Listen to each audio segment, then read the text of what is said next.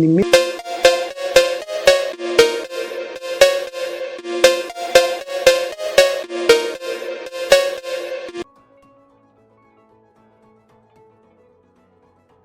unexpected is part of every adventure. Just like people say, everything that will go wrong will go wrong. From the battle with my menstrual cup to the random appearance of snakes and monkeys, I learned to laugh through the chaos. Even the littlest things like roaming network or healthy cows along the path became memories to treasure. Climb the table. Hey.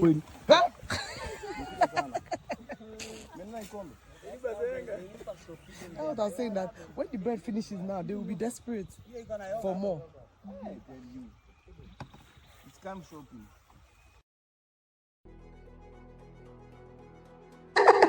So I'll be truthful. One was my mother's mantle. So before I left, first of all, my family, all of them were looking at me like, what is wrong with this hippie? At 46, what are you looking for? You want to go and climb out? Are you trying to die? Are you trying, And they know that I'm quite a stubborn goat. Ondo people are stubborn goats. So I didn't listen. But my mom came one early morning, came and just begged me, Shade, Joe, Mark Bami, just take this mantle. Please hold it. Take it as we are going on the mountain. I was just saying, I know you're stubborn. You may not use it. So blah, blah, blah. But man, after the first day, when my whole body was falling apart, they did not tell me when I brought out the mantle. So every time I was struggling, I remember that I obeyed. This mantle is on my neck. I have to make it, right? So that was one of the things that motivated me. And I think I was also inspired by, I had a good coach, Gina, fantastic, and Rob. There was no judgment. In fact, on the fourth day when everybody went to the summit, or most of us went to the summit, they were like, you know what, Charlie, you would summit at Simba while others went. So Simba is 4,600 feet, 600 feet, yeah, while the other one is 4,950. And it's a very challenging technical rock climb there. So they said, you know what, when you get to 4,006, that's your summit. And, I was there happy. So those are the things, having a great support system and a praying mother. I came out on the other side.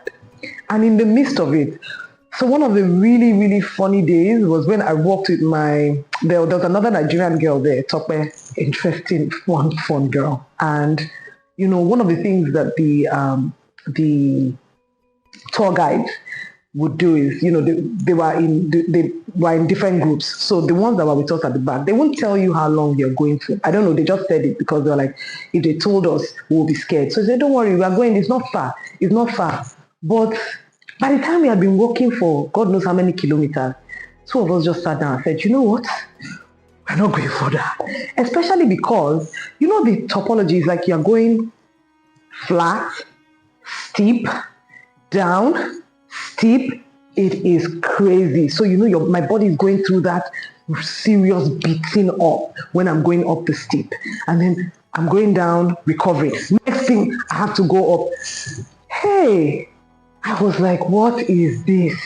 All that banter in between us and the tour guide, saying, you lied to us, you should have told us the truth, you should have, all of those things. And then, of course, the Kenyans making fun of us Nigerians, lazy Nigerians, and us too doing our own banter, making fun of them. All of that just kept us happy and excited. And after a long day of going through all of that beating, when you go back to the camp and everybody is, bantering and laughing and all of that, it makes everything better. So humor really, really helped along the way.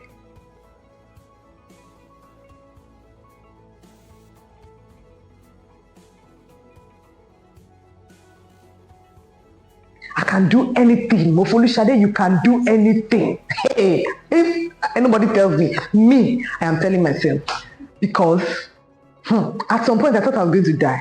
I thought I was dying. That kind of thing that you're like, God, who sent me? And they told me, they said Shade, don't go. I did not hear. I said, no, I must go. Stubborn goat. Onduge.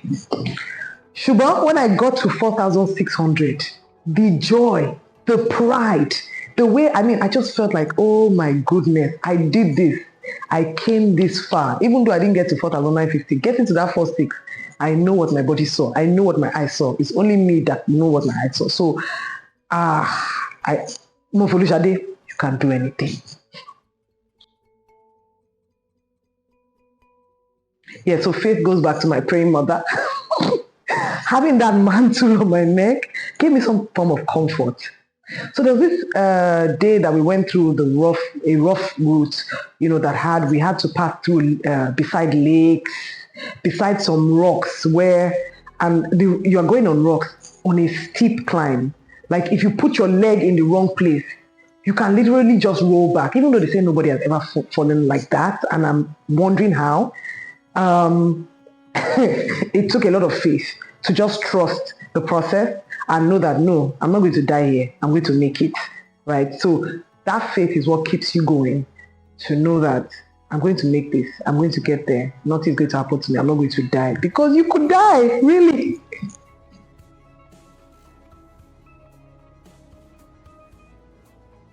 "5 days, countless lessons.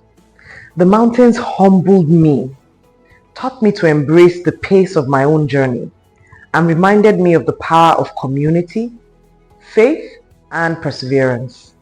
Sometimes the summit isn't the goal, it's the story that you create along the way."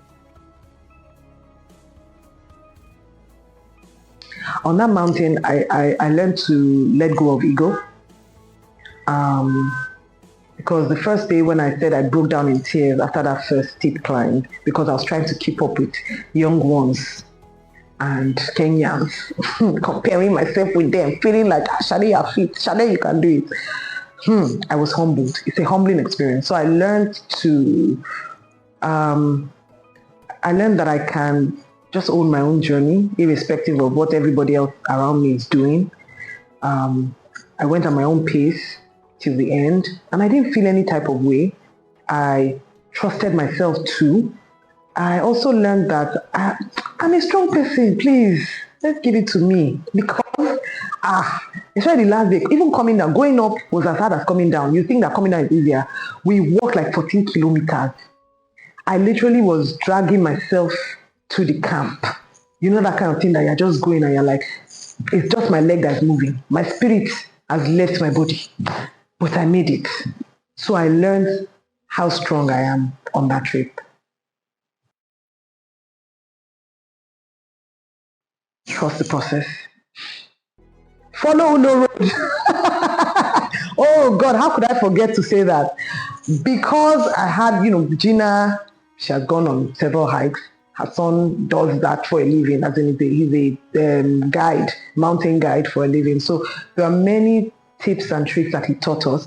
Let me tell you one. Like, as you go higher, it gets colder. Cold. That kind of cold that you want to, is as if your heart is about to freeze and stop, right? So when we're in our tent sleeping at night, a lot of us struggle to sleep because it was just really cold. And you need to sleep because the next day you're up, walking and walking. So, Rob just said, no, put water in your bottle, hot water in your bottle, and hug it to your chest. And I mean, that literally saved me and helped me through the whatever. So listen to people who have gone ahead of you. Listen to the advice. There was also the advice about wearing a bra. This is very important, especially for ladies, especially if you're thick-bodied. So the day I said I went on that hike, that my whole body was reacting and I felt I was about to die, my coach looked at me and was like, "Are you wearing a bra?" And I said, "Yes." I was feeling like sports gear. I wore sports bra, feeling like sports girl. She said, no. You need to free your chest area so that you can breathe better. I went to the corner, so that I will not go and die. So yeah, listen to people who have gone ahead of you. Get as much information as you can from people who have gone, and just listen and obey what they say. So I think that's one of the things that I think the key takeaways from this. Follow no road. So, looking back, I'm thinking there's so many things I wish I had known before I embarked on this hike, especially for women over 40, like me. Your body is different. There are so many things that you have to deal with to prepare. So like breathing techniques. Breathing literally saved my life with people. Breathing techniques, how to move and all of that. So I'm putting together an ebook that I'm giving out for free. All you need to do is subscribe to this channel and then you get that book. If you're really thinking, and you should think about it because hiking is a lifetime experience. If it's something you've been thinking about and you're afraid and everybody's telling you, oh, look at her, you're too old, you're not too old. Just download my book and prepare yourself. And let's go.